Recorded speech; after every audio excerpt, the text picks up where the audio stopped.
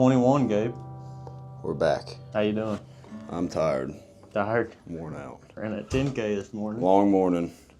It was weird. Today's felt like Saturday, which today's Friday, July 4th. Happy 4th of July. Happy birthday. Happy birthday, USA. America. Love this place. Greatest country alive. I'll die on that hill.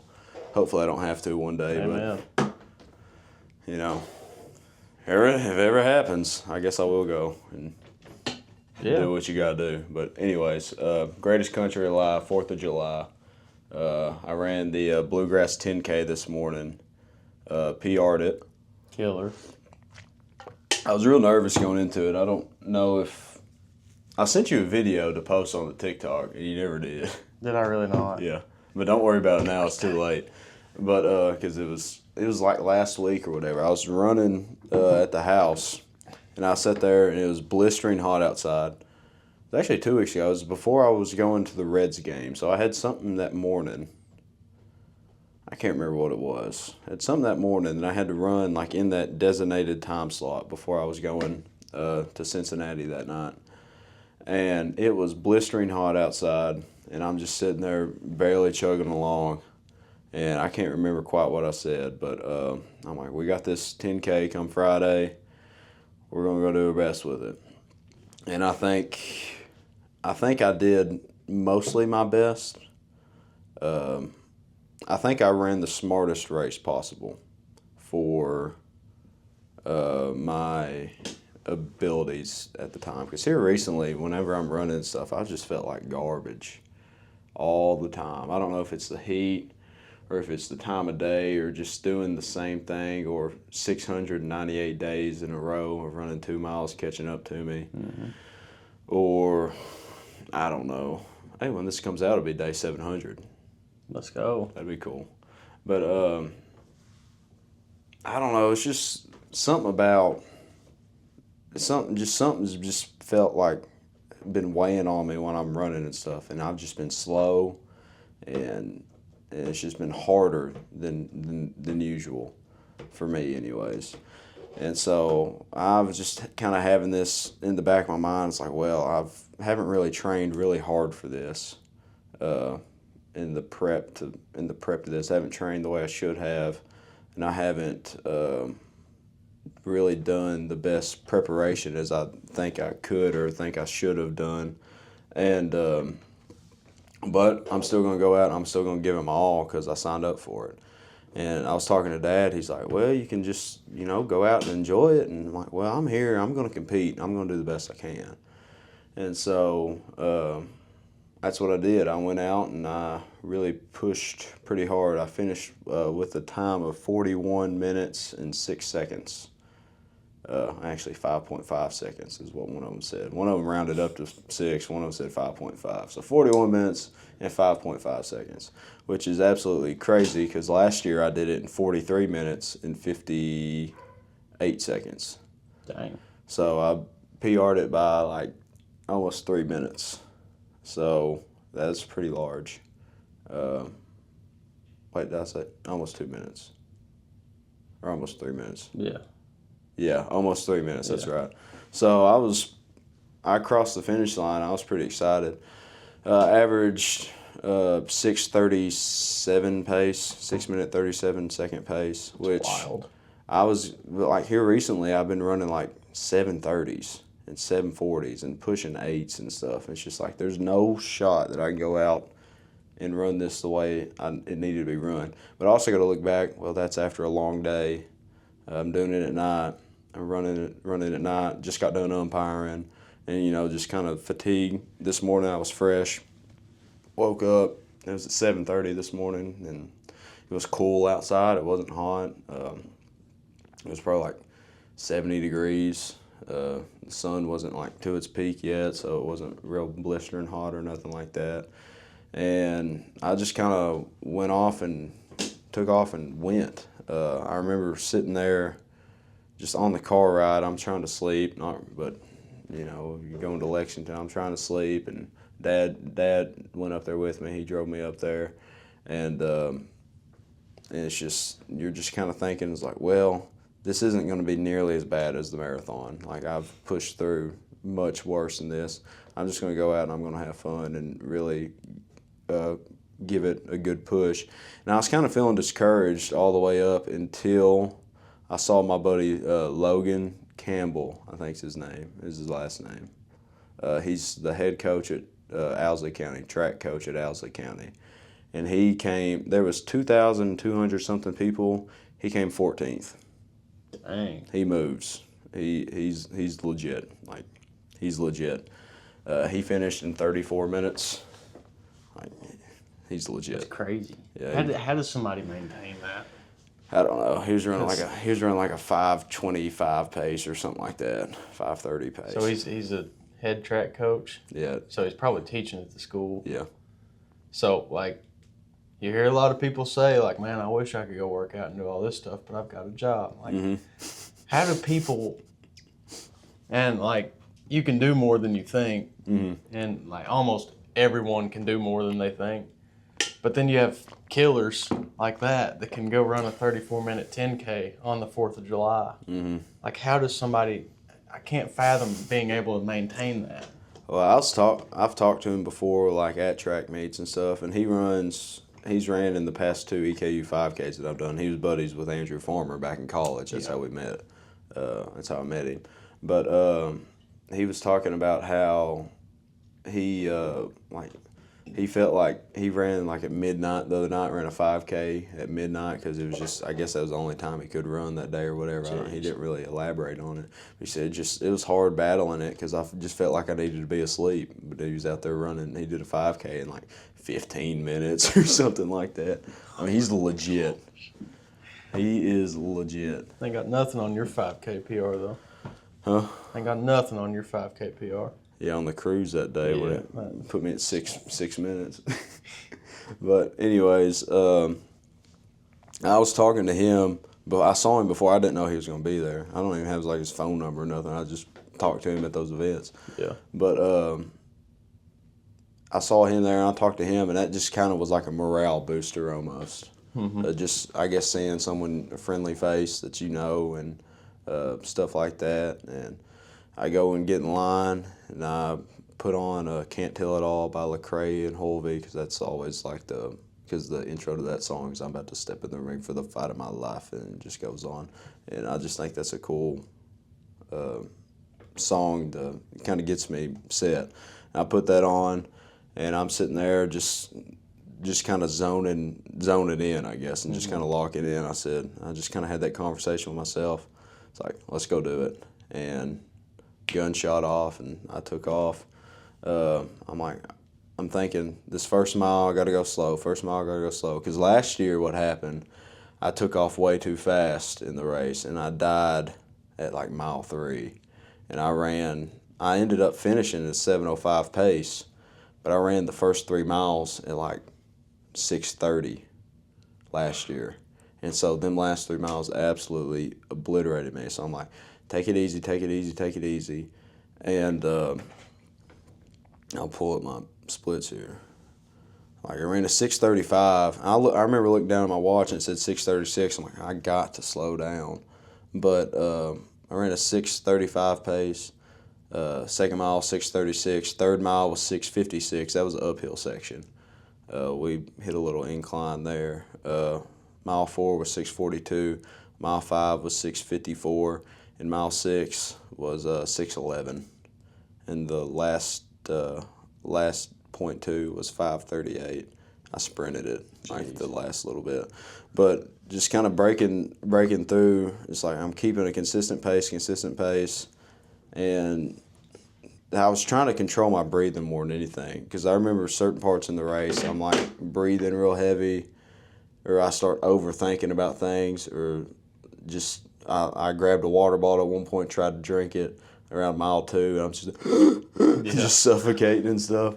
And so I'm like, I threw that away, then just kept going. But the biggest thing for me was controlling my breathing, and I think I did that very well, especially on the uphill sections and the downhill, because when you're going downhill, you want to take off flying, but you really want to, pull back the reins a little bit and say, hey, catch your breath, because you're going to need it on the uphills and stuff. And so I guess that's kind of a metaphor for life too. Yeah, that's When what you're I was going just down, thinking. we're going downhill. Hold up, because you're going to need all that energy, all that mental fortitude to get back to the uphill section. Because when you're going down, you're going to go up eventually. So when it's easy, it's going to get harder. So just kind of rein back a little bit and go at it. That's good. I think I came in 81st overall out of 2,000 people, 2,200 people. 14th in my age group, from 18 to 24-year-olds.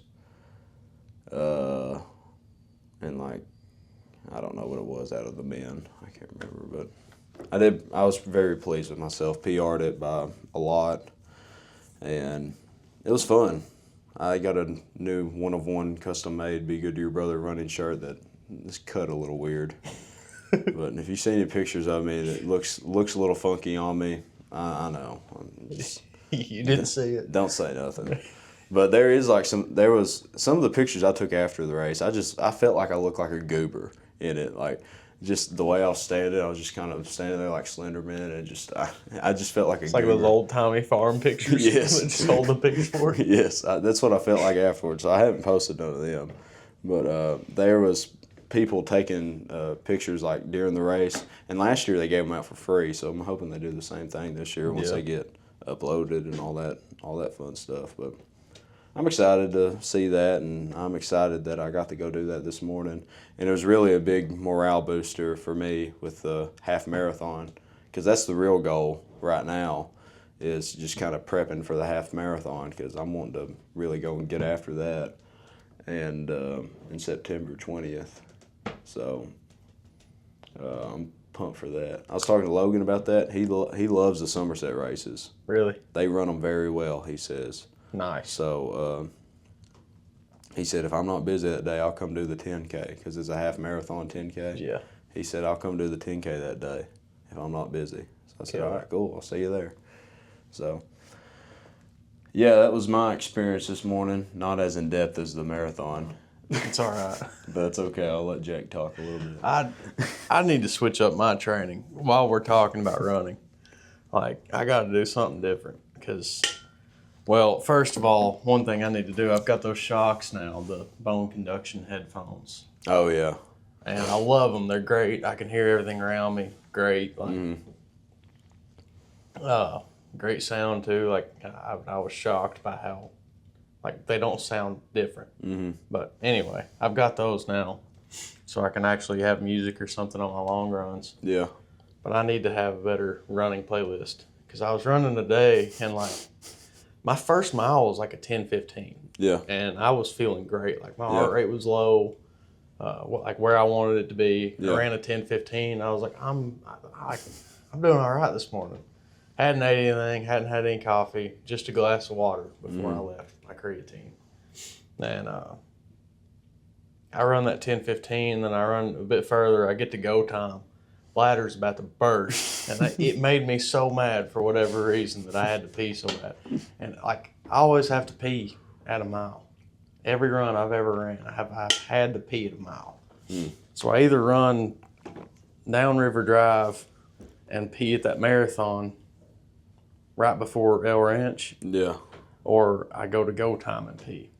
So I stop in at go time, I pee, I come back out. I get back to Estill Springs, a little bit down the road, and my heart rate just goes crazy. Like, it shoots up, and like, I look down at my watch, and I was like, yeah, my heart feels like it's beating out of my chest. It's because it's almost 200 beats per minute. So I stopped there in the shade for a second. This poor lady's walking.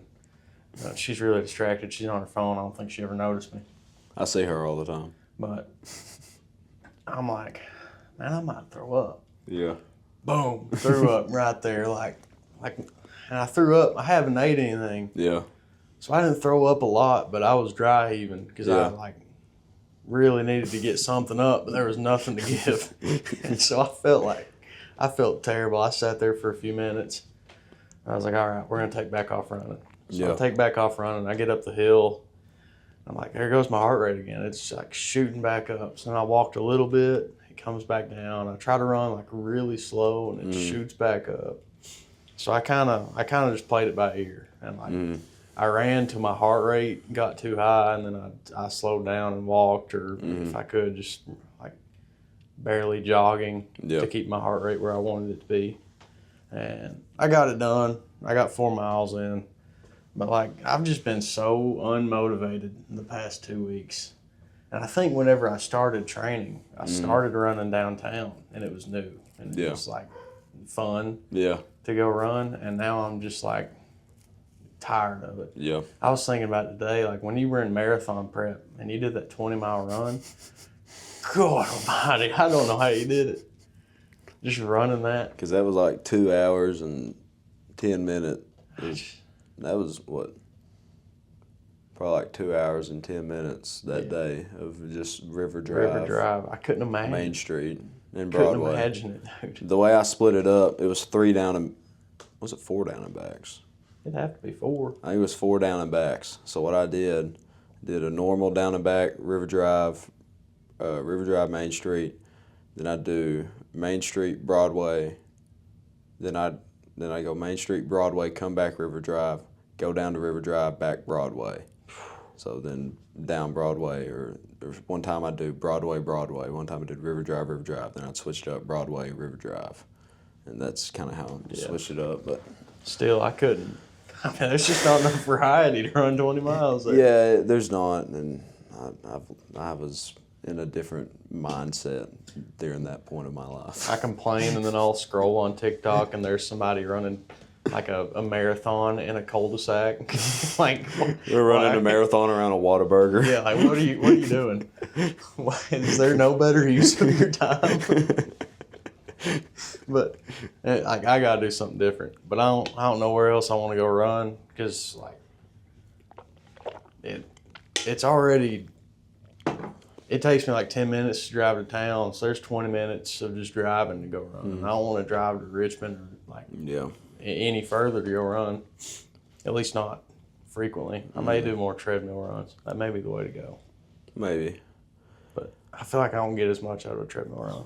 I don't like treadmills. I'd rather run outside. It does help me, like, I can work on my pace better on the treadmill, because I can set it to like 11:30 mile or whatever and just run that. So how often do you look at your watch when you're running? Too much. Don't. Because I noticed you were talking, it's like, well, I want to get my heart rate back to where I want it to be. Don't worry about that. Bro. Don't worry about it. Just go out and go.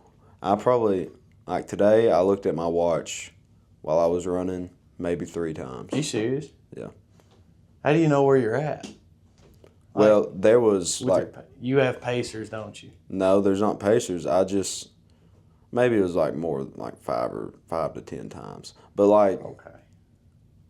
I guess I've done it long enough I can tell. Yeah. If that makes sense. And also there was, on each mile marker, they had a clock above it. Gotcha. It said this is, so I crossed mile 1 at 6:35. Mile 2 was 13, like 20 or whatever. And mile 3 was 20 minutes. And my whatever the other. I remember when you paced me at my 1 mile, you told me to quit looking at my watch. Because I was looking at my watch, knowing how fast we were going. Yeah. And I knew you'd be like, "Oh man." It's hard not to. I know it. Because I remember at one point, I got a buzz on my phone, or I got a buzz on my watch, a notification, and I swiped down to get rid of it. And I looked at my pace. I'm like, "Oh crap!" I'm like, "I'm feeling good," and I kind of took off. Then I start thinking, and I can't breathe. Yeah, if that makes sense. I was really mad today. I could tell. And so I'm like, calm down. So don't look at your watch. I know it's hard. It is hard. Well, you've mentioned it before. You see them guys walking on the treadmills at Eastern on the incline, and they put the towel over it don't look at the watch. Yeah. Set it. I need to be better about that. Set it, and just don't look at it. I wish I could turn the screen off while I was running, but it stays on. Yeah. So I just want to look down at it. Yeah. Don't look at the watch, because I noticed you just saying your heart rate. I want to get it in this part. Go off feel. Yeah. Go off on how you feel. Don't go off by numbers. Go off how you feel. Gotcha. And today, I went off on how I felt in the moment going up. It was like, do I need to slow down, speed up? And for most of the time, well, besides them 3 miles in there in the middle, for most of the time I stayed consistent, consistent pace. So if I felt like I could have pushed it a little harder in the midsection of it, but then I wouldn't have been able to sprint the end. Yeah. So it would have evened out anyways. But I mean, I hit mile 5, and you can almost see it's Richmond Road, like you're going into downtown Lexington, and so it's a straight shot for probably 2 miles. Just you can see straight ahead for 2 miles, and you could see the finish line just off in the distance, and it's kind of discouraging. But what I did, I started picking out people I'm wanting to pass that's in front of me. So I'm like, all right, let me go catch up to this guy. Let me pace with him for a second, catch my breath, catch up to the next guy, pace with him for a second, catch my breath, get to the next guy. And so that's kind of what got me through that last part, and a lot of staring at the ground too.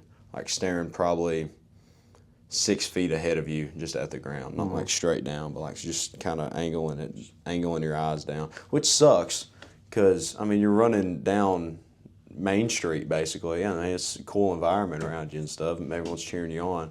But as soon as you look up, you start slowing down and you start losing control of your breath, for me anyways. So I've got to just zone in. And it probably looked like I was like on my way to go like kill somebody or something, just the way my face was. I mean, I was zoned in and I was moving. Dad was looking at Life 360 at one point. He's like, yeah, you were going like 13 miles an hour at one point. It said you were driving a car. But most of the time when I run, I average like 8 miles an hour. Yeah. But 8 to 9. But there towards the end, I mean, I was getting up and going. I felt like anyways. And I tried to catch this kid at the end, and I passed him. Then he said, no, you don't. Like, he looked at me, he said, don't do it, don't do it. Then he passed me at the very end. I'm like, dang it. But that's funny. Anyways. It's always good to compete. Yeah, there was one more thing. Yeah. There was these one guys that was in, they were in overalls, but they had shorts on. They were American flag overalls, but with like, they weren't all the way down to their feet. They were like cut off at the knees. And they were American flag overalls, and there was 2 of them, and they were running side by side the whole time in front of me. And I'm like, I'm gonna catch these guys before the end, because I could tell. Like, I'd look up and I could tell they're going a little bit, and they're kind of looking back and stuff. I never looked back once. As soon as you look back, you're done for. But I could just kind of notice that they kept looking back, and I'm like, I'm catching these guys before the end. So about a mile, 0.2, or 5.2 miles into it, we're closing in towards the end. I get up to them side by side. They're here, and I'm right here. And I look over, I said, I like the outfit. He said, I like yours too. I said, let's push really hard right here. Like, let's go get after it, like right there. And they said, okay. And so I start speeding up, they start speeding up, and I'm staying the same speed, and you can just see them. I just see them slowly out of my peripherals. Yeah. They're slowing down, but I don't know. It felt very patriotic. And another thing, kind of a sick story, but a disgusting story. But I was talking to Logan after the race, and me, him, and Dad were all talking, and there was these guys. This guy that was on the ground, and he said, "Man, that guy's really having a hard time." There was like firefighters and paramedics around him and stuff, and he was just kind of just. And as soon as I turn around, he just throws up everywhere. He said, "Oh," I said, "Oh, that was a bad time." And he said, "I'm so sorry. I shouldn't have said anything." But he was fine. He got up and walked away. But anyways. That's good. What were you saying? So I went into work the other morning, and my boss is very competitive. He's done several ultra marathons. Like, he's done 100-milers. Mm-hmm. And I signed up for a 250, but I think he got injured in training and didn't end up doing it. But we were talking the other morning, and I knew I'd get under your skin. Mm-hmm. And so they're in front of like our whole crew. I was like, "Yeah, boys, I can't wait to win this ultra marathon." He said, "Boy, no, you don't." He got real fired up, and he was like, let's put money on it. And I was like, well, hang on, boss man. I ain't got money like you. I can't just be throwing money around. I was like, oh, no. If you win, I'll give you a week pay.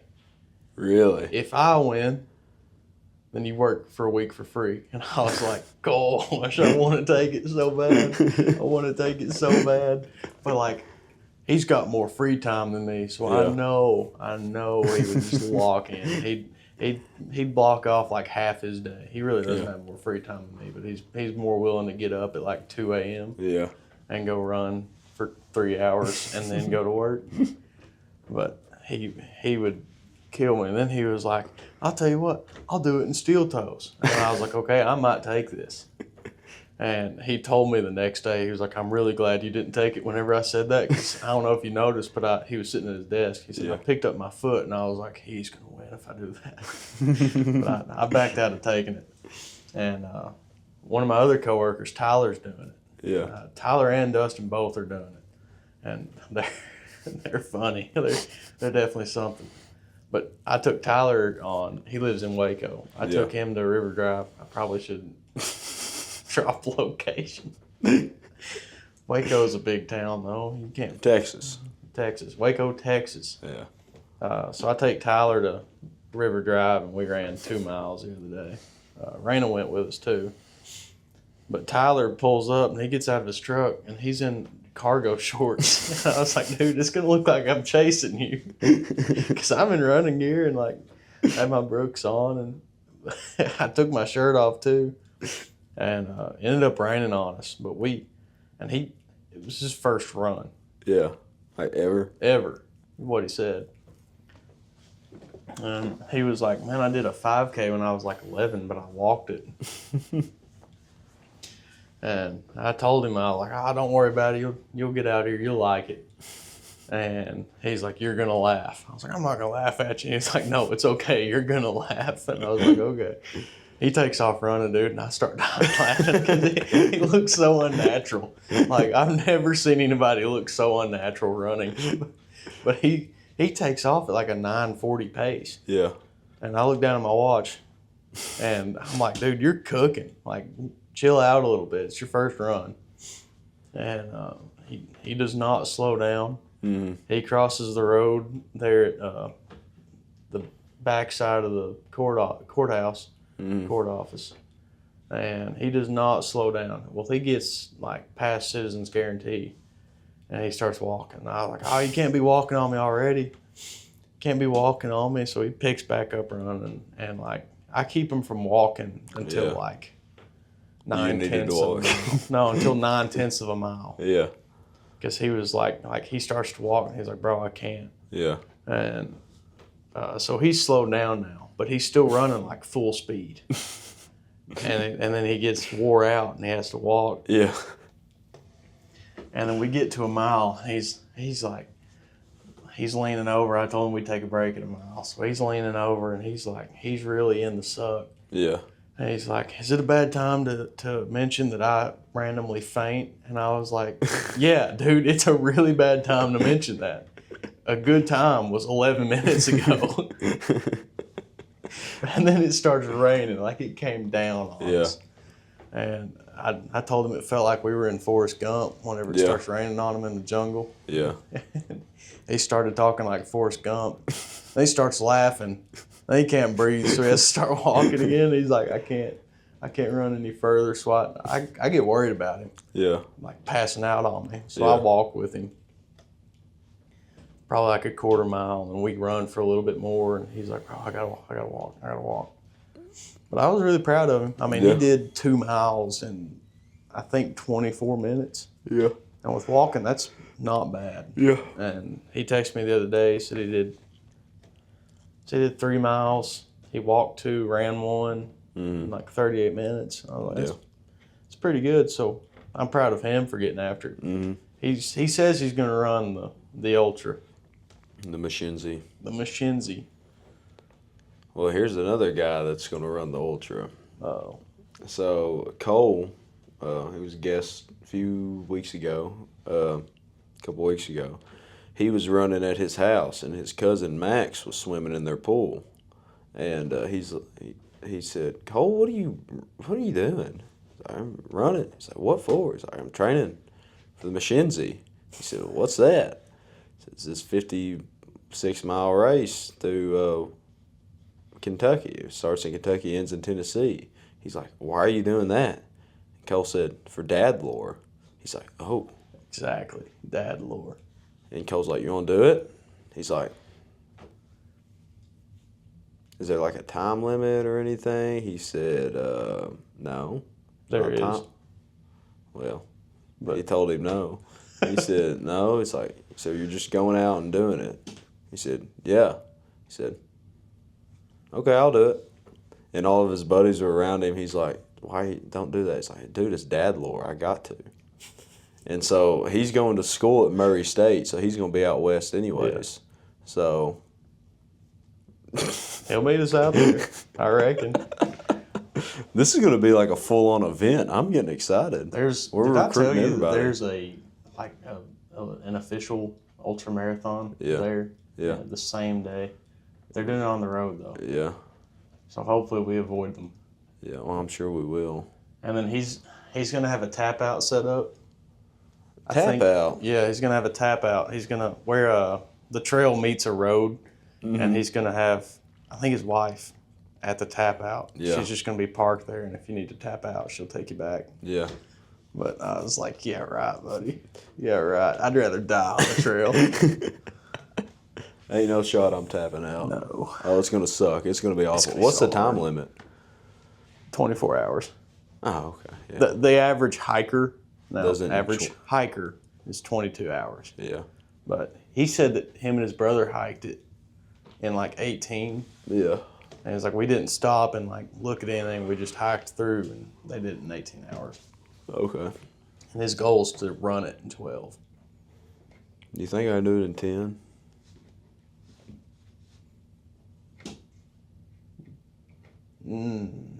Maybe. It depends. What do you want to do then? I just want to do it. So you'll do it. I'll finish. And that sounds like a jerk thing to say. He told me. I'll finish and I'll go like take a nap.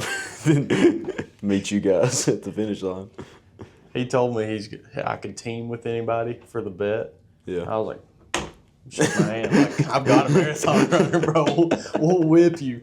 And he was like, no. You have to team with somebody on the crew. And I was like, I'm looking around at my crew, and I'm like, nope, never mind. And he goes, yeah, you'd be better off on your own. He's confident.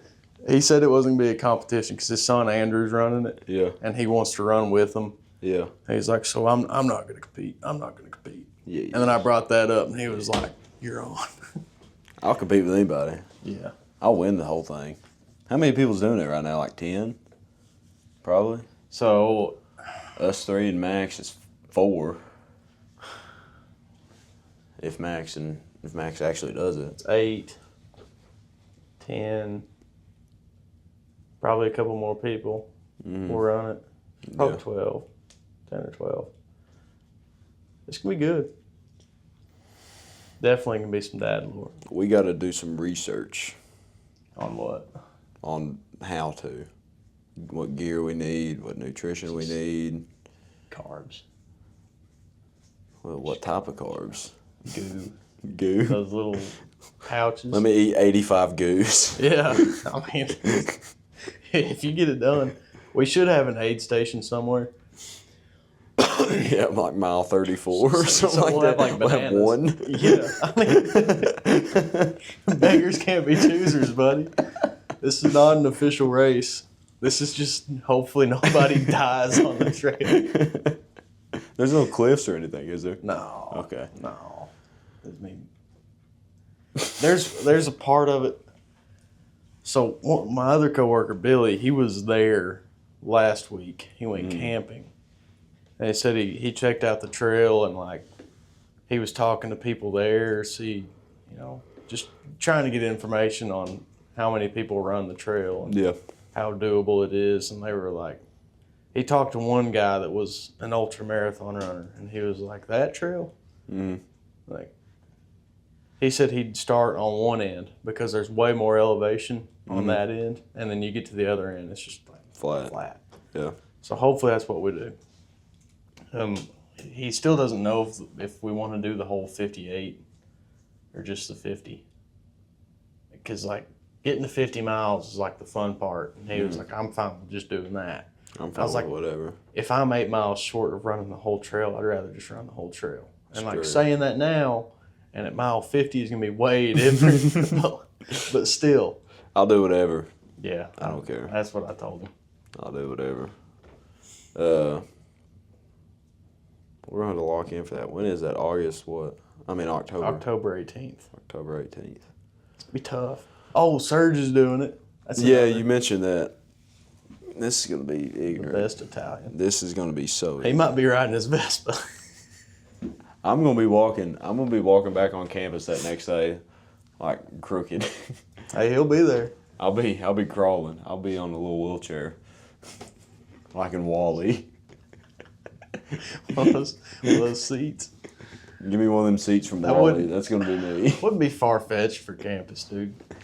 You See some wild stuff on campus. No, I'll get on one of them bikes and go 20 miles an hour between two people on a gap this big and about knock people over. Yeah. Just be good to your brother. Be good to your brother. Be good to your brother. Be good to your brother. Pour me up. Don't get mad. We should talk about our Colorado trip a little bit. We can, but can we do it after I go pee? Yeah, we can take a pee break. All right. All right. So, we can talk about losing sight of goals a little bit. We'll talk about Colorado later. Yeah, we'll talk about Colorado later. Losing sight of goals. We've already kind of hit on that, how we've lost sight of, or how I've lost sight of maybe not lost sight, but lost motivation for the half marathon. And I notice I think about it a lot less. Yeah. And I'm thinking about the ultra a lot more than I am the half. It's not how I need to be doing this because I want to perform for the official race more than the unofficial race. If I have to, I can just hike the ultra. I got a feeling that the half marathon is going to be tougher than the ultra marathon. Really? For me anyways. I think I'm going to run. I can't decide if I want to split it, like run 15, walk 30, run 30, walk 15, something like that. Minutes? Yeah. Like walk 30 minutes at a time? Yeah, like. In what? The ultra or the half marathon? The ultra. Yeah, not the half marathon. No. I was about to say. No. Negative. Like, I'll put you on my back before you walk 30 walk minutes. For 30 at a time. minutes. What is that? No. But yeah, I've got to get an OSHA 30 done. I'm about to have it done, but that's been chewing up so much of my time. Yeah. Because it takes about 40 hours. It's called an OSHA 30 because it's supposed to be 30 hours, but they've added stuff to it. So now it takes 40 hours. But it's 40 hours of online training, which is so difficult because it's so boring and it's like the same thing over and over again. Like, if you're running a bandsaw, you probably shouldn't put your hand inside the bandsaw. When you're running a lathe, you probably shouldn't put your hand in the lathe. It's like, yes. And then it throws you some curveball questions. But anyways, like that's been taking up a lot of my time. So I've kind of been, like Elliot talked about, like forfeiting some other things to focus on something there. And I can't wait to have that done because I feel like I'll be able to do so much more. Like I haven't been playing guitar at all. Yeah. And a lot of this is excuses saying I don't have enough time, but then I'll sit on my phone. But anyways, losing sight of goals. I don't know how to avoid that. Being 11 weeks out from the half marathon. Like I feel like I should set more goals for my training. That way I've got something to be working toward every week. Are you still following that plan? No. I need to get back on to a different plan, I think. I think that one was a little much. Yeah. So what I would recommend, or at least when it comes to running, what helped me during the marathon was I had that ticking in the back of my head. It's like, I'm saying I'm gonna do this. I'm saying I'm gonna do this. If I don't do this, I'm look like a failure. Yeah. I look like to everyone else. I look like a bum liar. I have that thing. That was always a big motivator in the back of my head. It's like I have to do this in this time, and I have to complete it, and I have to go 100%. And if I don't, I'll look like a failure because I've said I'm gonna do this, and so I don't want to be a liar. That was a big motivator for me. That's how I stayed on to that end goal.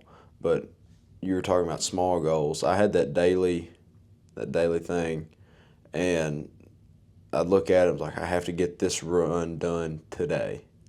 I have to get this run. I have to get these 7 miles in today. I have to get this 10 miles in today. Sunday I got to run 13 miles. And so sometimes just how life works, I would have to look at that. Instead of looking at it a day, I'd have to look at it as a week. Mm-hmm.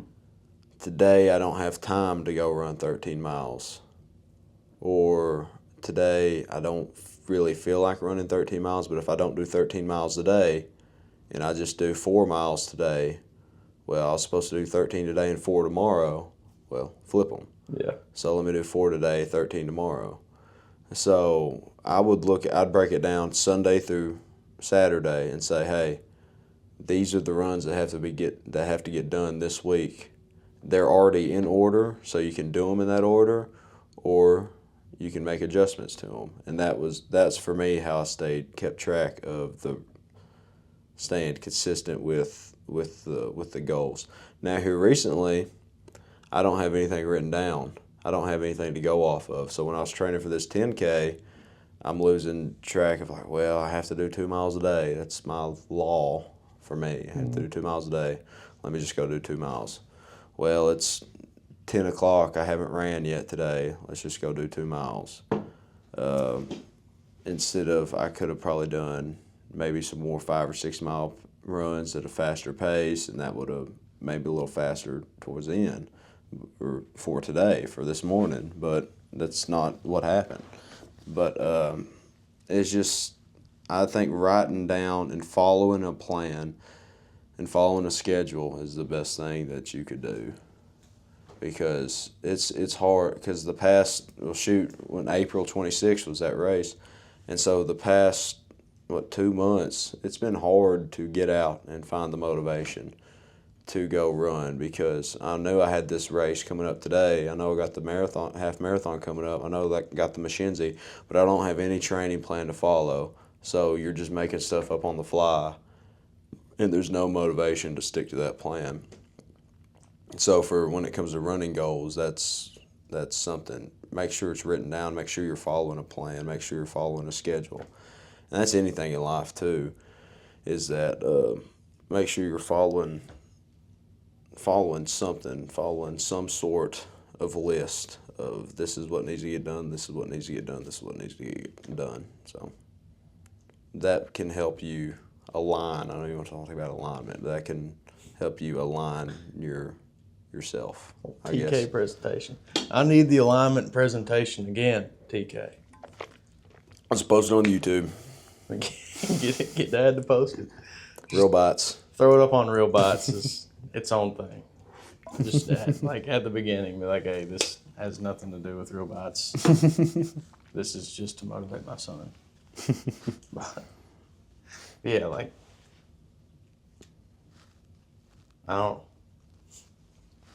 I've not followed the plan to the day, but Yeah. I've been looking at the plan to see kind of some of the runs I need to get done in the week. Yeah. And then the 2 miles, I've been taking rest days on the planned rest days. Mm-hmm. So I've followed it, but not closely. Yeah. I guess. The plan is that I was going to build up my miles for last week and this week, and then I was going to get back on the plan. Mm-hmm. And that might work. I'm thinking I'm going to give it next week on the plan. Mm-hmm. If I feel like the plan's too much, I may modify. Yeah. But I've definitely been trying to keep long runs mixed in Because that's the biggest thing I feel like Yeah. is I need to get it under my belt. Yeah. Like, it doesn't have a 13-mile run, but I want to do a 13-mile run Don't. before. Really? Don't. I want it under my belt. Don't. Why? It'll be more accomplishing when you do it during the race. That's fair. Then after that, for the next few weeks, shoot, I don't know, with the Mackenzie, you might need to do some more longer runs. Yeah, I know. It's really close together. I mean, it's just a month. It's stupid.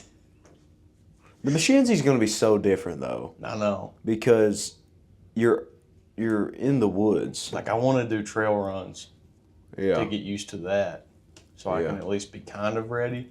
But at the same time, I don't want to do trail runs and take away from my half marathon training. It's tough. Golly. Do we just go raw dog the Mackenzie? We might go raw dog the Mackenzie. I don't know, man. It's tough. That's hard. It really is. Because, like, Oh, your poor car. what is it? Is he mowing around it? He ain't spraying it. It's fine. I pulled up and he was mowing. I'm like, this guy's always mowing. I love it. Always, dude. He's like Forrest Gump. He can come mow my yard. He would. He'd load that. Dude, he gets like, he's got those really cheap ratchet straps from Harbor Freight. Yeah. And he'll put like one of them on the mower and he'll drive it down the road. And I'm like, dude, you're going to lose the mower and kill somebody in the process. But he hasn't yet. Anyways, Anyway. what were we talking about? Anyway. Anywho. Gosh, we were talking about how stupid we are for running an ultra marathon right after our half marathon and raw dogging the ultra. It might be the way to go. Yeah. That might be the way. And Just after the half marathon, we do strictly outdoor, strictly trail runs. strictly trail runs. I may try to sprinkle some in. I Oh, also that's my don't want to plan. go buy trail running shoes because that's another like $120 that I don't want to spend right now. Yeah, I don't want to spend any more money for a long time. You want to talk about your car? No, we don't have to. I figured you would. No, we don't have to. Mom's like, let me post a picture on Facebook. I'm like, no. No. Anyways, next I don't topic. post anything on Facebook. We barely even have a next topic. No, I keep talking about what we were talking about, not the car thing. Oh, What I meant. the ultra and the half. Yeah, it's just The halves. with. I guess we really need a whiteboard. Is what we need. We can get a whiteboard in And there. I need to come in here and say each week when I come in here, it's like, all right, did I do this week?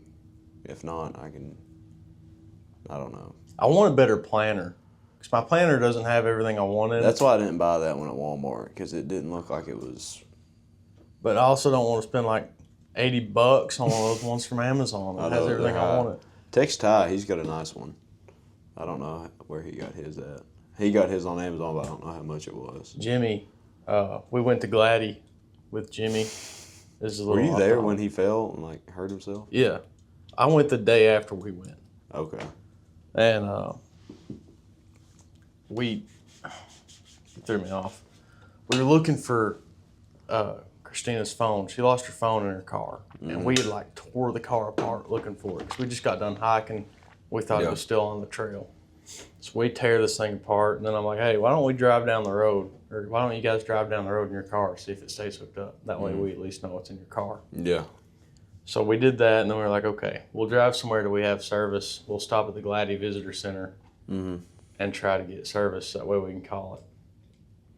We stopped at the Gladdy Visitor Center. Nobody has service, but we look for it again. We end up finding it there. But anyways, Jimmy has a 40-pound weighted vest in the back.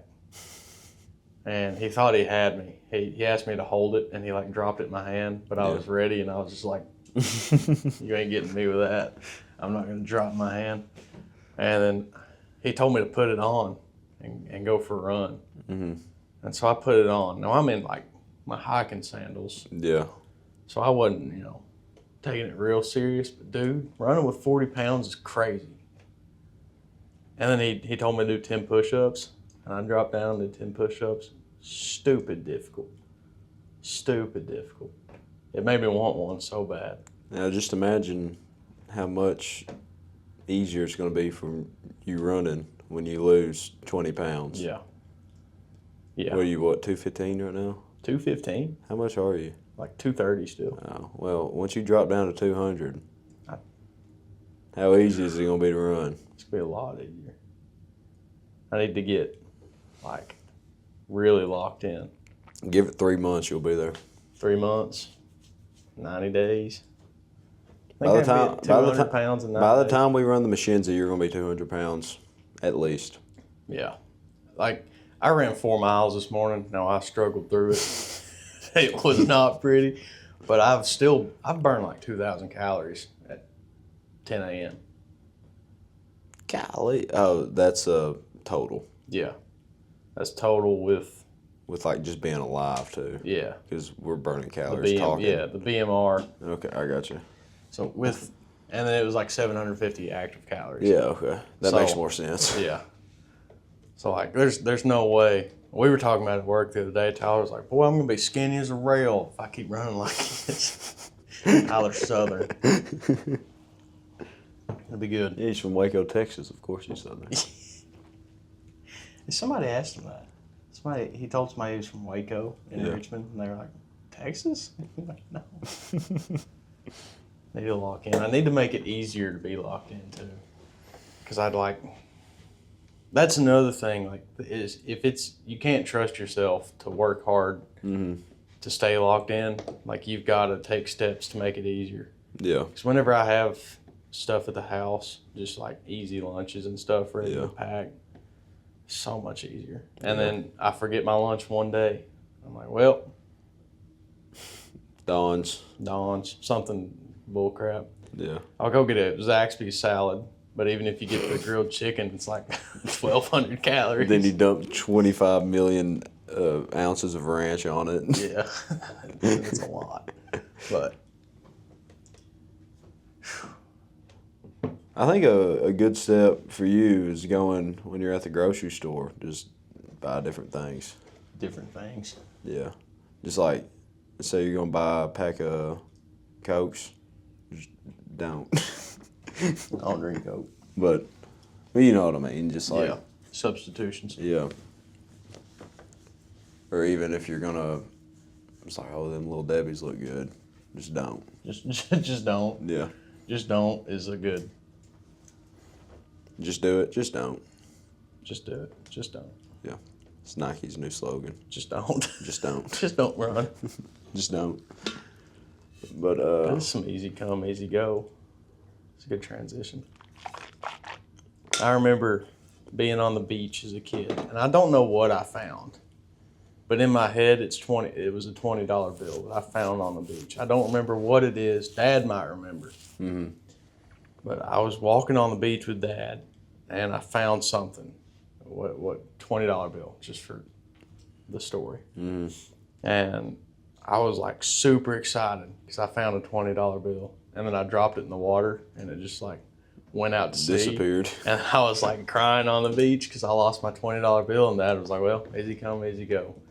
And that has stuck with me. And it's been very apparent lately because North Carolina was really good money because it was out of town pay. And it got married right after that. All gone, every last bit of it. Well, it was definitely some easy come, easy go. And now I've got to be used to making what I normally make. Yeah. And it sucks. And right now, we're slowing up because freaking engineers can't get us parts. So we can't even start. So I haven't worked since Tuesday. Really? Yeah. And I may not work a lot next week. So if you got any side work you need done, hit your boy up. I got you. Well, that's just more free time to get other things done. So I took a couple days and slept in. This morning I got up early, went and ran. Yeah. Not early enough because the heat got me. And I didn't eat before or anything. It was, this morning, I'm telling you, it was perfect weather. I guess because we started at 7:30, but That was another thing about the run I thought was kind of funny, is that you see they had a push rim cycle race as well, like people in wheelchairs. Oh, yeah. They're real low to the ground and stuff. And there's it's like a tricycle. It's got 2 wheels and the little steering wheel up front and stuff. And so they started at 7:25, then everyone else would start at 7:30. So like them going up them hills, they're rough going up the hills, and so you're running by and you pass them on the hill, then you hit a downhill stretch and they come flying by. Is that what's on the cake? It is, ain't it?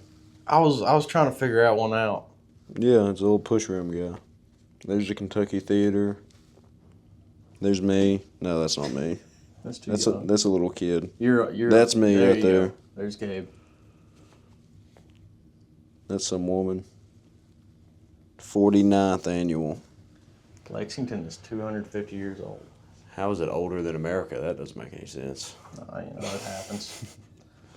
There's a sign, like right next to a place I used to work at, that was like I pulled over to read it one day, because I couldn't. I tried to do the thing where like you pass it and you read a little bit every day, yeah. Then you don't remember the next day, so you just start over. One day I just pulled over and read it. I pulled over on New Circle and read the sign, but it was about how Lexington was founded, and I was like, well, that's cool. I guess I got to go to work now. So random. Lextran. We can talk about how much I hate Lextran. The bus. Yeah. With the bus stops just in the middle of the road. Because why not? Oh, goodness. Unprepared, Gabe. Have we talked about this alignment yet? With your getting aligned? I mean, kind of. It's kind of losing sight of goals. Yeah. It kind of went along with it. It was a sporting thought, but Dad's God, I'll butcher it. He's gonna kill me when we go to Colorado. He'll kill me. But like, Dad got in alignment, and I think the story is that he had like uneven wear on his tires, which I did. That's why I went and got alignment. But you have uneven wear on your tires, you need to go get aligned. Whenever you get your vehicle aligned, you work on the suspension. And it's got a big machine that like reads your suspension and how your wheels sit, your camber, and all that stuff. Yeah. So your wheels don't sit perfectly straight like they look. They have like a 3-point-something degree angle. I mean, every car is different. Like this, angled in. They have angles. Out. So it should be angled in some. Yeah. And you'll see the guys that like drop their cars down, they angle like this, and they're like, what's the benefit? Nothing. Nothing. It's actually really expensive because I have to buy tires every month. But you get your car aligned, it's like getting back on track, I guess, is really the whole thing. It's getting back on track. And you fall back to your core principles. Is that core values? Core values. Core values, not principles. I knew it didn't sound right. But you get back to your core values, and your core values act like that's your track. Your alignment is staying with those core values. I had a thought and it left me. I know you were talking about, you were just sitting there thinking there's, my tires are getting aligned. How do I need to align? How do I get my life back in a line? Yeah, this goes back to the purpose talk we had. Yeah. Where we just sat here and yapped about how life is meaningless and like we don't know where we're going at all. I was kind of falling back into that. Yeah. And just like having the half marathon and the Mackenzie coming up has really helped. Because it's like something I'm working toward. Yeah. So that's been really useful. But then I like thinking about what I'm doing. Like I want to do something more meaningful. Yeah. You know, like I like my job, but I feel like it's not what I'm called to do. You know. Yeah. Like I don't think it's what I want to do forever, which is tough. Because it's like I really thought this is what I wanted for a long time. Yeah. Like all of high school and college. This is what I was working toward. And now I've got it, and I'm like, well, it's kind of overrated. Yeah. I want to do something different. So I don't know. I've been using, well, I won't tell. I've been working on like designing stickers and stuff. Mm-hmm. And I'm thinking about trying to sell stickers and then trying to sell like T-shirts. Mm-hmm. Like outdoor inspired. I don't know. This is random. Well, I guess my advice, and this is advice to anybody, I guess, do what you want to do. Mm. Don't let anybody else affect how you feel or how you want to go about things or do what you want to do. Putting it all on red, son. Well, I would, calculated risks. There we go. I would say calculated risk. Don't go do what you want to do. Do what you feel is right. And do what you, if you're not happy in a situation, find a way that would make you happy in that situation and do that. If that makes sense. Yeah. Do what you want to do and don't let other people negatively influence you against doing that, if that makes sense. Take that as you will. Do what you want to do. Do what you want to do. What do you want to do? I don't know. I'm turning around on you. That's my issue. I don't know what I want to do. It's tough. Because, like, I really think about that and, like, you know, you hear all the time, like, people, like, successful people. Yeah. You'll hear them all the time say, like, I wanted this thing and everybody thought I was crazy because I worked crazy for it. Mm-hmm. But now I've got it and it really worked out for me. Like, I've Yeah. made it. So do it, like, unapologetically do what you want to do. Yeah, but what is what I want to do? What is what I want to do? Why is this so difficult to figure out? I don't know. I guess we're kind of doing what I want to do right now. Yeah. And just hopefully one day. This is cool. Yeah. 21 weeks of consistently putting things out there. Even if it's garbage like this week, just us yapping. People listen to it though, kind of. Kind of. Our parents. Shout out to the parents. But I don't know. There's bits and pieces in it that we can take out, and I guess this can bring us into scripture a little bit. Yeah. With our verse of the day, 2 Corinthians 3:17. 3:17. Now the Lord is the Spirit, and where the Spirit of the Lord is, there is freedom. Freedom. We're in a country that we have freedom. Bald eagle. And so we have the ability to do what we want to do. And let me turn this around and read it again. I can't read upside down. And where the Spirit of the Lord, there is freedom. I mean, so if we're just, with every choice we make, if it's led by the Holy Spirit, by God, if we have God in our decision making, you know, the Holy Spirit is there to aid us in decision making and doing things.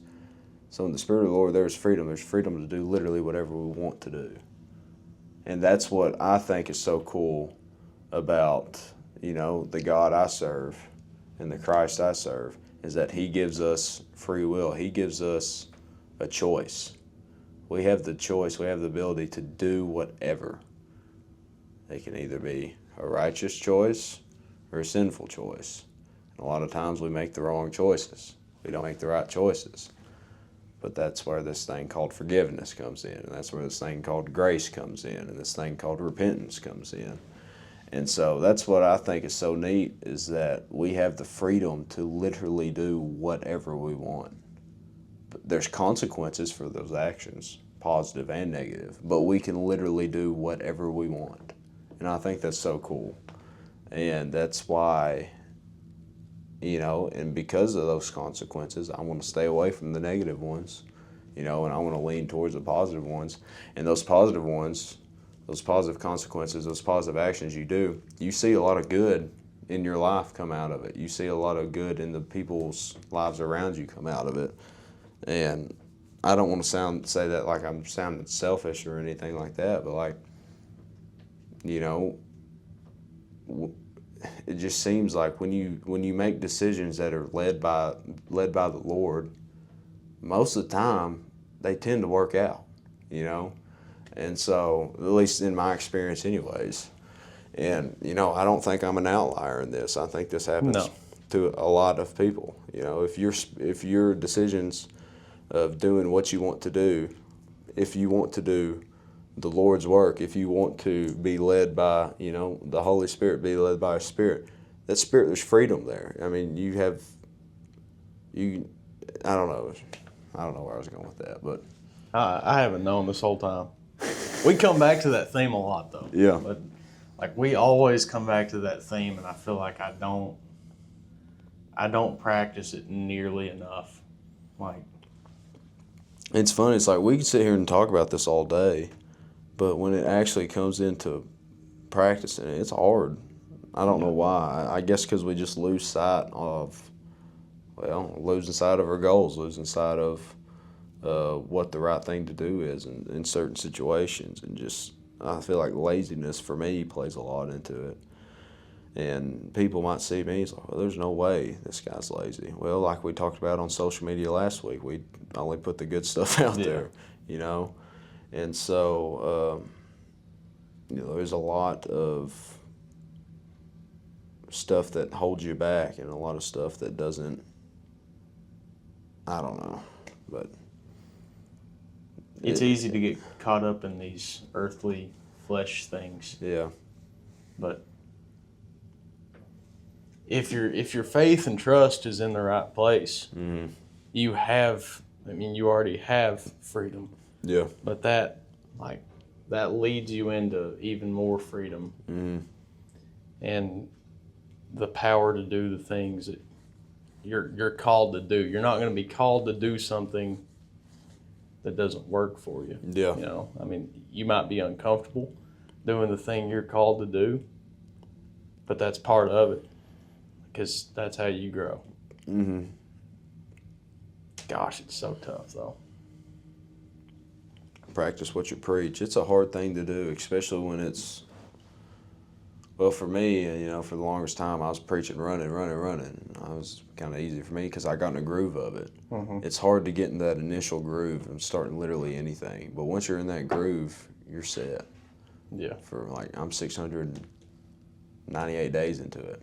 I'm just Crazy. set into it. But if I'm going to get into a groove of reading my Bible every day, you know what day I am on that? 0. You know, like it's a hard thing. It's a hard thing to do. It really is. Because whatever, I think a big part of it for me is laziness.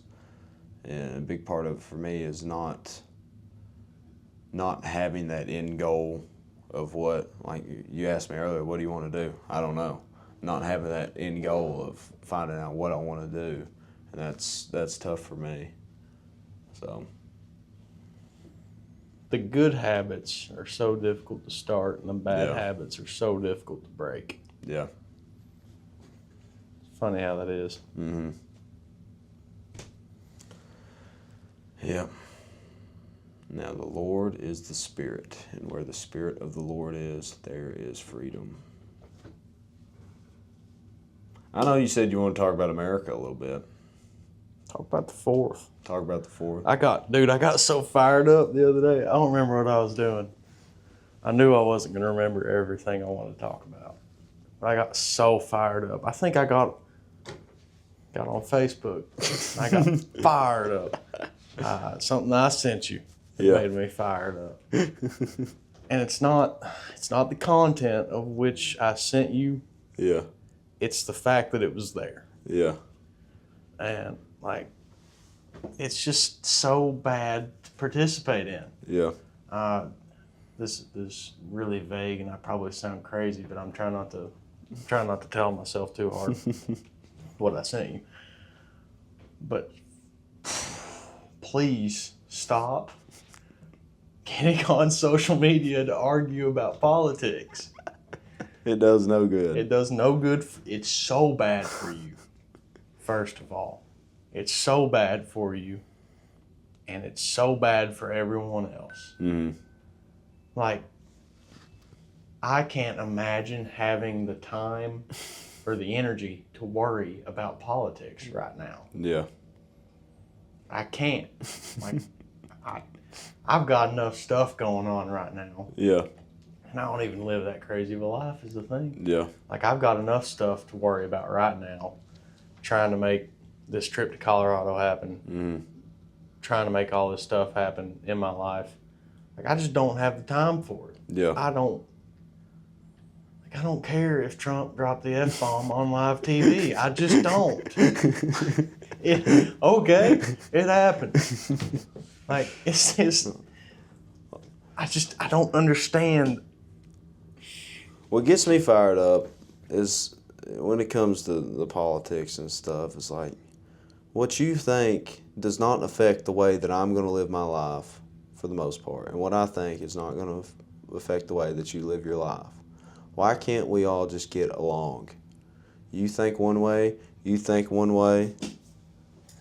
You know, just, you don't have to bring each other down all the things, and we don't have to share everything, you know, the way you think. I think it's good to share important stuff that you find important and that you think is important. Yeah, go ahead and share it. But if it's got like negative connotation to it, you know, what's the point of sharing it? You know, I mean, I understand wanting to bring awareness to things, and that's good and all, but like, what's the point of going on and commenting and calling somebody a dumb idiot for the way you think? That's not what you need to be doing. And you sit and argue with people, and it's just, there's no good that comes out of it. But again, what's great about this country is that you're able to get on there and share your opinions. You're able to the freedom of speech, the First Amendment in the Constitution. You're able to do that. You have the right to do that. So I guess if you want to do that, if you feel that that's how you want to spend your time, fine, I guess. I mean, I can't tell you against it, but like, I wouldn't recommend it. It all it does is bring negativity to yourself, and it just puts negativity out there, and it brings yourself down and brings everyone else around you down. Yeah. In my opinion, anyways. So if you're going to share something, make sure it's got meaning behind it. I guess it's got, because like, you know, people do share like sad stuff sometimes, you know, and or bad things sometimes, or negative things sometimes. And I'm not saying go out on Facebook and post only good things that happen to you. You know, if you want to share some bad things that happen to you, fine. Or if you want to share some thoughts on a subject that you have, fine. But don't get on there and comment on other people's stuff and calling them an idiot and calling them stupid and just all this other stuff and trying to bring each other down. If someone posts something bad that happened to them, or a bad reaction that they had to something, or I don't know, maybe if you feel like you're inclined to post, maybe try something uplifting to them, or don't be so negative in your thing. And another great thing about the First Amendment is you don't have to reply to it. You know, you don't have to reply. Yes. And so, like we talked about earlier, every action has a consequence to it, whether it's good or bad. If you have a good action, it's going to have a good consequence. Bad action, it's going to have a bad consequence, right? So think about what you post before you put it out there. News is so bad about that. Yeah. Like, watching mainstream news is like just submitting yourself to all the bad that you could possibly see. Yeah. In the shortest amount of time possible. It's like, yes, tell me about all the bad things that happened, like the worst things that happened this week. Tell me about every one of them. Yeah. And then, like, the news will cherry pick stuff to make it sound worse than it is, because more people will click on it. If it's like some senator called, like, Whatever. Yeah. Some senator said this awful thing about this person. Yeah. And they really didn't say all that. It's like somebody said something and they kind of agreed to it and said they wouldn't comment on them. It's like, You blew up the story for more clicks, and now people are sharing it on Facebook and calling each other stupid on Facebook. And when they don't even know the whole story. Like we talked about with Elliot, if you were in a Walmart and I was talking about something and you were pushing your buggy past me and you didn't like it, you would probably keep pushing your buggy. Yeah. You wouldn't say, "You're stupid, you should die," because I can hit you in a Walmart. Yeah. I can't hit you on Facebook. It's a lot different. Or Twitter. I can't hit you there. Yeah. So, I mean, it gets me so fired up to see people fight, like the red and blue. Like the red party's all crazy gun people, and the blue party's all crazy dyed hair people. Like people throw that around so much, and the majority of the people in each party in the middle. are right down the middle. Yeah. And they're arguing over people that do not have a single care about your interest. Yeah. And like we started this country because we were not represented in the political body that dictated how we lived. And information was not getting around back then like it was now. Mm-hmm. And now we have a political system that kind of represents us, because you can, like, I can go get elected into it, but am I going to go get elected into it? No. Yeah. Like, and what kind of job is the president? What kind of people, like, do you want to rule the whole country? Rule the whole country. Like, do you want to be in charge of the whole country? No. Does any other sane person with good intentions want to rule or be in charge of the whole country? No. So you get a bunch of crazy people, like really crazy people that are really greedy and will do anything for money. They run to run the whole country. They take a lot of money from a lot of people really questionably to say some things so that they can run the whole country. It's like, it's such a stupid setup, but at the same time, I'm just complaining and providing no real solution. But the people that you're arguing about on social media do not give a crap about you. Yeah. So keep that in mind this 4th of July. Whenever you celebrate the birth of the country, keep in mind that we did a lot to become our own country. Like we really almost didn't become our own country. Shane Gillis talks about that. Yeah. Does like if we didn't know, like, learn how to hide in bushes and stuff. Yeah, we would have been We'd been cooked. We'd have been cooked. What is this, Gabe? What have we done? Well, let's bring it around here. You know, there's a lot of bad things that's happening in the country, and there's a lot of opinions on how it's ran and this and that. But I guess the best thing to do is worry about you. Worry about making the best decisions that you can make for yourself, best decisions you can make for your family, best decisions you can make for your friends, and let all them other people, that's their jobs. You know, like it or not, the people of America voted whoever into office. Mm-hmm. We voted for the governor of Kentucky. You know, the people in Kentucky voted for the governor of Kentucky. Whether you like who it is or not, that's who's there, okay? Whether you like who it is or not, that's who's there. So why in the world would you go and just hate on them all the time and give them death threats and stuff? Hate on a person and threaten their life, and that you don't even know. And you meet them in person, and you'll give them a handshake, and they'll be nice to you. But here's the thing: why is everyone all this negative connotation towards a person? How about you support them? You know, because they're there because they think they're going to do a better job or do a good job helping the people out, right? And make a lot of money. But for the most senators or congressmen or, you know, the people, the representatives, for the most part, I like to think anyways, it helps settle my mind. Yeah.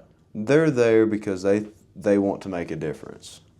And, you know, and it's like I talk to Logan today. He said, I want to go to I want to get an internship and hopefully work in the KHSAA office because nobody there gives a crap about Eastern Kentucky. They just get pushed to the side. He says, I want somebody in that building to give a crap about Eastern Kentucky when it comes to sports. Yeah. In like high school sports and stuff. And so there is some people that's corrupt and gets all political and it's like, well, we need this to make a lot of money. But I truly believe that there are some people out there that have good intentions and that they want to make the country or the state or the county a better place. Whether there are or not, that ain't for me to decide. But I want to be able to support who's ever there. And that's what's great about America. We get to pick who's there. You don't individually handpick me, oh, I want this guy to be here, so let me put him here. No, it's a collective thing. The American people, the Kentuckian people, the people who live in Estill County, people who live in Irvin or Ravenna, they get to pick collectively who they want as a sheriff. They get to pick collectively who they want as a mayor. And I think that's really cool, that it's not just, well, it's like car shopping this week. It's like Don Franklin owns this whole road. Gates owns this whole road. It's not just passed down for one person. There's not one king that just rules all. And I mean, shoot, you look at other kingdoms in history, it's like, well, there's just one guy and his whole lineage runs the whole thing. We've had, how many presidents have we had that's been a part of the same family? Maybe like 1 or 2, 3 maybe, max. And we've had 45 of them. 7? Huh? 47. 47 of them? Well, no, because there's double. Yeah, there's some doubles. There's been 47 terms. Yeah. No. There's been 40. Yeah. There's been 47. I don't know. Whatever. There's been 47 separate instances that there's been a president, right? Yeah. And how many times are those presidents a part of the same family? There's been countless times of Congress. How many times are those people a part of the same family or the same lineage or the same this or that? They're all picked from different backgrounds or picked from different places, different races, different genders, this and that. And I think it's all neat that that the people come together and get to choose who they want to run their country and who they want to run their government. I just think that's cool. And I think that's, if you look at it, when you look back at July 4th, 1776, when the Founding Fathers wrote their signatures at the bottom of the Declaration of Independence, and they did that, and they ended up setting up the Constitution and setting up the government, setting up the country as itself, I like to think back and say, this is really cool that they did that, and freedom was a big part of that. Now, has there been hiccups along the way? Yeah, a lot of them. Civil War. It was a big one. The 50s. The 60s, you know? So, like, there's been hiccups along the way, but I truly believe that there's a select, or not, I wouldn't say select, but there's people out there that care, and there's people out there that want to make a difference, and there's people out there with good intentions. And I think it's best that you need to support them other than just focus on the negativity and focus on bringing other people down and saying, I hate you for the way you think. And that's, I guess that's it. What I want to say is, as you celebrate today, and you've already celebrated by now, but this would have been good to say last week. Keep in mind that we're all Americans. We all live in the same beautiful country. We're all very privileged to be here. I couldn't imagine living anywhere else. Yep. Just keep that in mind. Yep. We're all Americans, and like,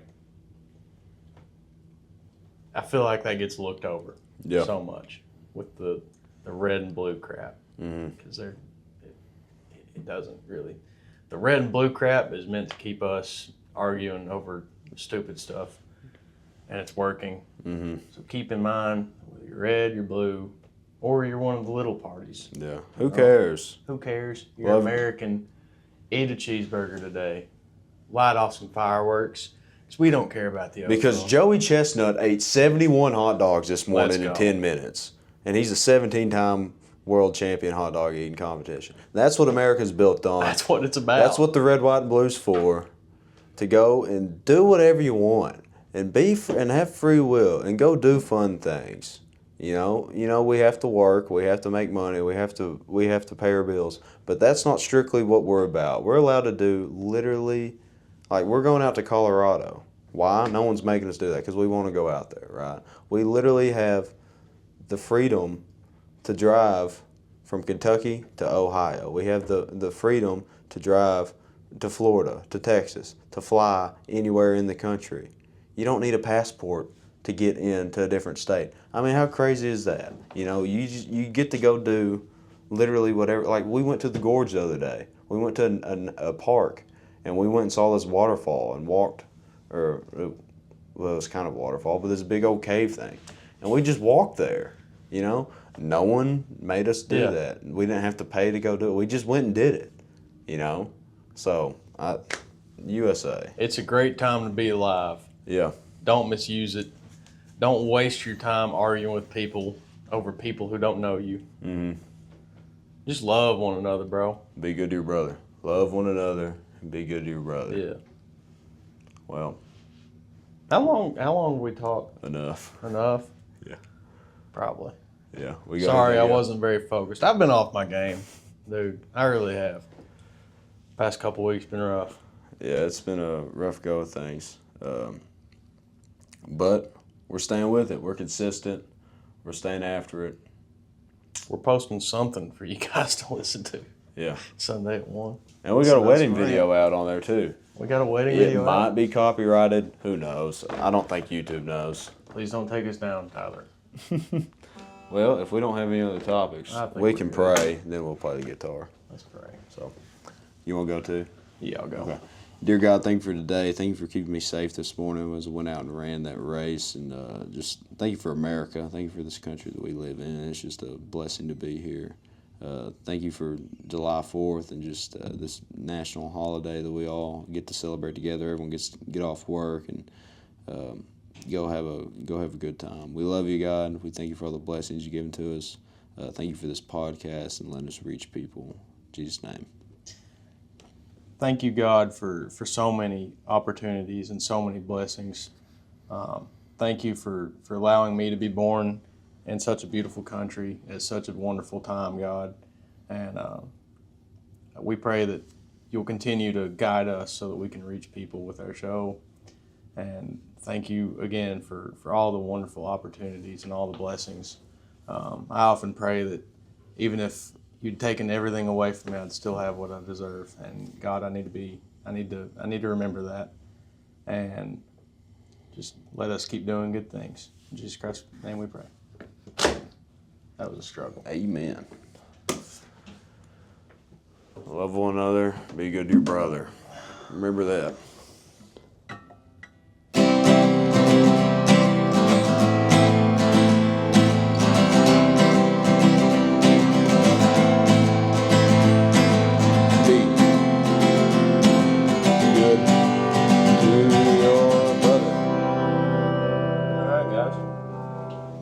Thanks for listening. We love you. Jesus loves you. Be good to your brother.